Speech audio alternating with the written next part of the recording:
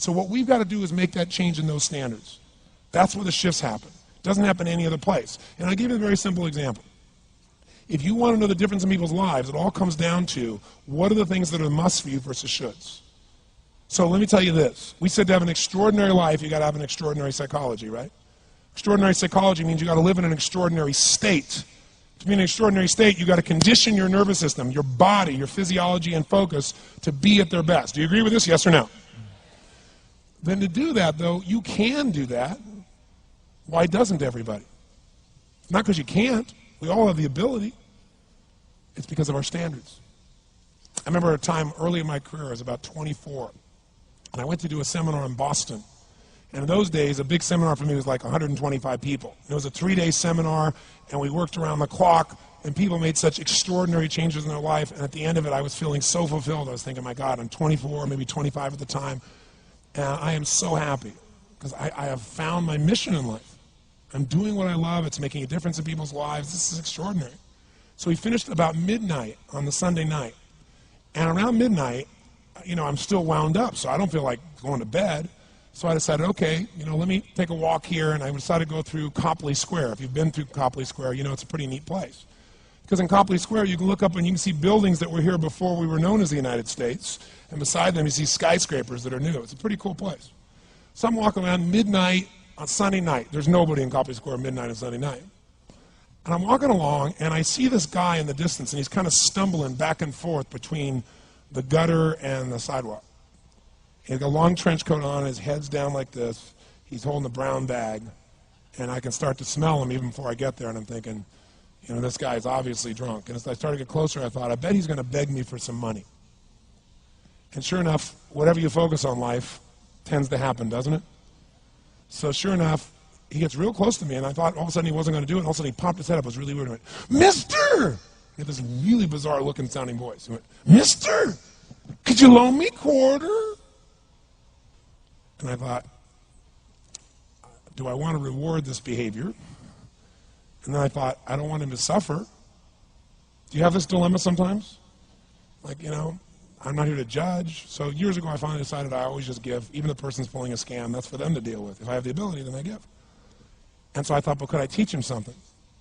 So I asked him a question back. I said, is that all you want is a quarter? So he goes, yeah, just one quarter. One quarter changed my whole life. One quarter. I said, really? He said, yeah, one quarter.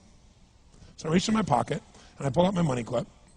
And in those days, I was very young, just starting to succeed. And my original mentor was a man named Jim Rohn. I don't know, how many have heard of Jim Rohn? Anybody? Yeah, he's a great guy. And Jim told me, he said, Tony, look, you've come from a poor background. You got a poor psychology. You got to change it. He said, you don't have any money, so pretend you do. He said, start training your brain. Condition it.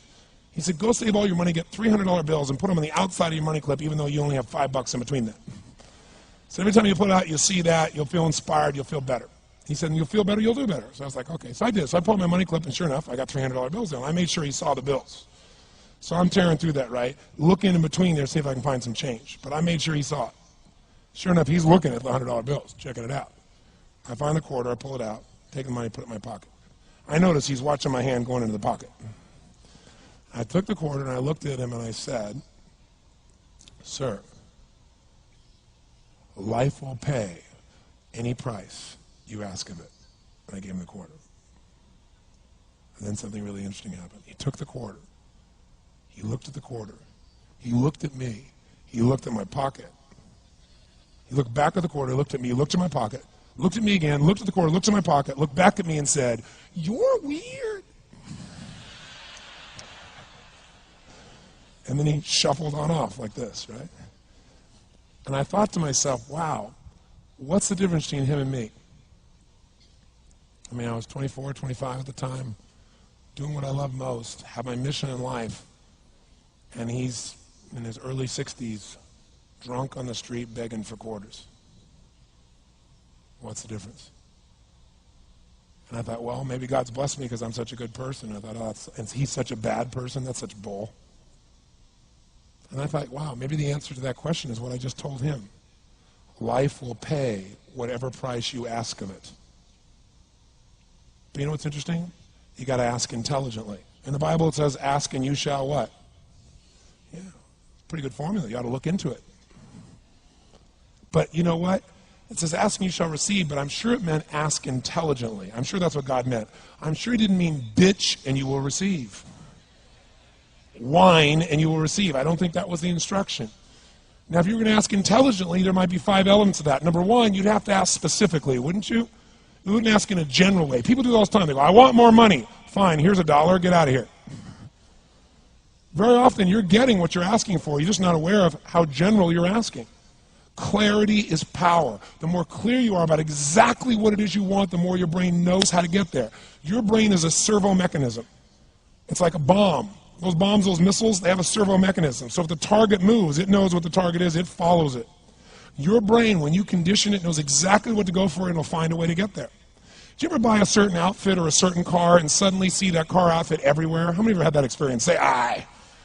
How come that car outfit's everywhere? It always was everywhere, but now you notice it. And the reason is because there's a part of your brain called the reticular activating system, the RAS. That part of your brain determines what you notice and what you don't notice. Your brain spends most of its time trying to make sure you don't notice because you'll go crazy if you notice everything. But when you decide what's most important to you, your brain goes after it.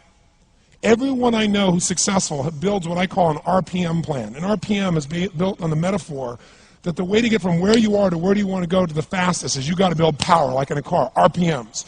And the R stands for they know the result they're after. They know what they want precisely. If you don't know exactly what you want or you let yourself get beyond that into something general, you're not going to achieve it. Clarity is power. You've got to know the specific result you're after. What do you want? If you can't answer that question right now in your personal life, in your body, in your relationships, in your finances, in your spirituality, then you're not going to be as fulfilled as you want to be. Today we're going to have you answer one of those questions at least. The second part of it, you got to know P, why you're doing it. Because you know what? You may get a big goal. As soon as I want to make $1 billion. I want to bring peace to the earth. Why? Because as soon as you come up with a goal, all the obstacles show up. Unless you've got enough emotional drive to break through that, you're never going to discover what it really takes. So you got to get yourself past that. And the way to get past that is have enough reasons. Reasons come first, answers come second. This man did not know what he wanted. He did not have enough reasons. To ask intelligently, you got to ask specifically. To ask intelligently, you got to know why you want it, have enough drive to make it happen, enough juice to make it happen. If you don't have enough reasons, you will not make it happen. And the M is, what is your massive action plan? What is going to get you to actually follow through? Because the first plan's not going to work and the second plan's going to work, so you better have enough plans that if the first two don't work, you still got something else. Otherwise, you're going to be having excuses why it didn't work. So asking intelligently requires that. So if we're going to be extraordinary in our results, we've got to be in an extraordinary state. We've got to know what we want and we've got to go use it.